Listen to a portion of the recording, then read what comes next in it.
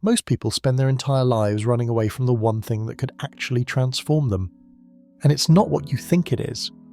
You can read 1,000 self-help books, attend countless workshops, follow every guru on social media, but there's one path to self-knowledge that most people will avoid at all costs, because it requires facing something terrifying: your own shadow. Stay with me, because what I'm about to share will challenge everything you believe about personal growth and self-discovery. I'm talking about shadow work, the psychological process that Carl Jung called essential for becoming a whole human being. And here's why most people avoid it like the plague. Shadow work isn't about positive affirmations or manifesting your dreams. It's about confronting the parts of yourself you've spent years hiding from the world and from yourself. Think about it this way. Imagine you're living in a beautiful house, but there's one room you never enter. You keep the door locked, the lights off, and you pretend it doesn't exist.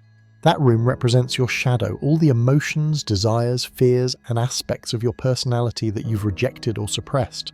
But here's the thing. That locked room is affecting your entire house. The energy you use to keep it sealed is draining you. The fear of what's inside is controlling your decisions, and until you open that door and face what's there, you'll never truly know who you are. Let me give you a real example. Sarah was known as the kindest person in her community. Always helping others, never saying no, constantly putting everyone else's needs before her own. She prided herself on being selfless and giving. But deep down, Sarah was exhausted and resentful. She had suppressed her anger for so long that she didn't even recognize it anymore. Her shadow contained all that unexpressed rage, frustration, and yes, selfishness. When Sarah finally began shadow work, something incredible happened. By acknowledging and integrating her suppressed anger, she didn't become a worse person. She became more authentic. She learned to set boundaries, to say no when necessary, and to honor her own needs. Paradoxically, by embracing her selfish side, she became truly generous, because she was giving from choice, not compulsion. But why do we create shadows in the first place? It starts in childhood. Society, family, and culture teach us which parts of ourselves are acceptable and which aren't. If you grew up in a family where anger was forbidden, you learned to suppress it. If vulnerability was seen as weakness, you buried that too. If being too smart made others uncomfortable, you dimmed your light. Over time, these rejected parts don't disappear. They go underground, forming what Jung called the shadow self. And here's the kicker. The more you deny these aspects of yourself, the more power they have over you. Have you ever had an extreme reaction to someone that seemed out of proportion? That's your shadow speaking. We tend to hate in others what we refuse to see in ourselves. The person who triggers you most is often reflecting back your own shadow. This is called projection, and it's one of the most revealing clues about what's hiding in your unconscious. Now, let's talk about why shadow work is the only real way to know yourself. Traditional self-improvement focuses on your conscious mind, your thoughts, goals, and behaviors. But research shows that up to 95% of our actions are driven by unconscious patterns. That means if you're only working with your conscious mind, you're missing 95% of what's actually running your life. Shadow work is like becoming the detective of your own unconscious mind. It's about recognizing the patterns you can't see while you're in them. Here's a practical example. James always attracted partners who were emotionally unavailable. He couldn't understand why this kept happening. He was loving, caring, and wanted a deep connection. Through shadow work, James discovered that he had a deep fear of intimacy. His shadow contained terror of being truly seen and potentially rejected. By unconsciously choosing unavailable partners, he protected himself from the very intimacy he claimed to want. Once James faced this shadow aspect, he could finally break the pattern. He learned to tolerate the discomfort of real intimacy and eventually found a healthy relationship. But shadow work isn't just about fixing problems. It's also about reclaiming your power. Many of our suppressed shadow aspects contain incredible gifts. Maybe you buried your creativity because someone called you impractical. Maybe you hid your leader qualities because you were told not to be bossy.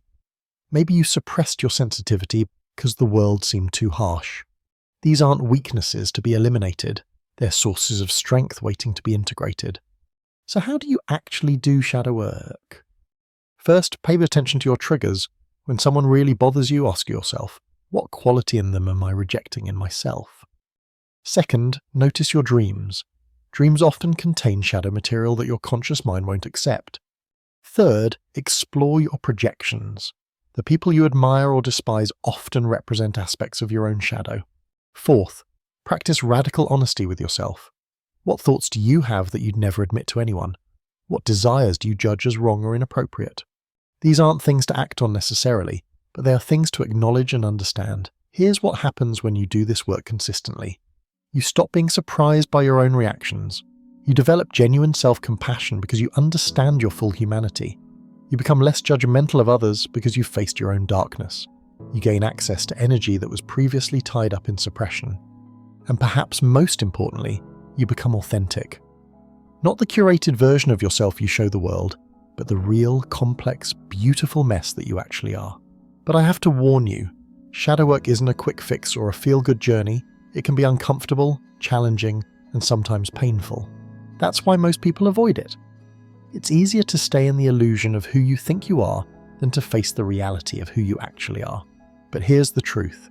Every spiritual tradition, every depth psychology school, every wisdom teaching throughout history has pointed to the same thing. True self-knowledge requires facing your darkness. Mystics called it the dark night of the soul. Psychologists call it shadow integration. Whatever you call it, it's the only path to genuine wholeness. And wholeness is what allows you to live with genuine freedom, authenticity, and power. So here's my challenge to you. Look at your life right now. What patterns keep repeating? What emotions do you consistently avoid? What aspects of others trigger you most? These are your clues, your roadmap to the shadow work that's waiting for you. Remember, the goal isn't to become perfect. The goal is to become whole, to embrace all of who you are, light and dark, acceptable and unacceptable. Because only when you know your full self can you truly choose how to live.